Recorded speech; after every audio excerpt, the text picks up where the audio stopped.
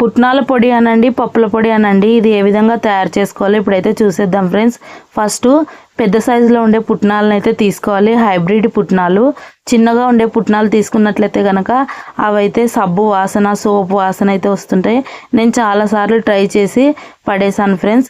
అదే ఎక్స్పీరియన్స్తోనే నేనైతే మీకు చెప్తున్నాను. ఇందులో తగినంత ఉప్పు, కారం, వెల్లుల్లిపాయలు వేసుకోవాలి. జీలకర్ర అయితే నేను పోపులో వేసుకుంటాను ఫ్రెండ్స్. అవి పంటి కింద తగులుతూ వెరీ టేస్టీగా ఉంటాయి. నేను పుట్నాల పౌడర్ అయితే మిక్సీ పట్టేటప్పుడు అయితే జీలకర్ర వేయను, పోపులో వేసుకుంటాను.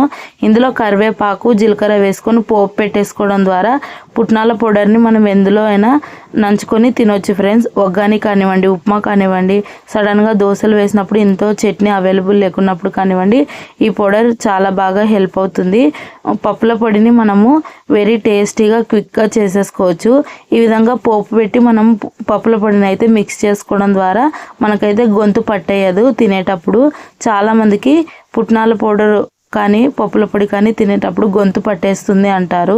పప్పుల పొడి గొంతు పట్టడానికి కారణం మనం తిరుగువాత పెట్టకుండా డైరెక్ట్గా వేసుకొని నంచుకొని తినడమే ఫ్రెండ్స్. ఈ విధంగా చేయడం ఎంతమందికి నచ్చింది కామెంట్ చేయండి.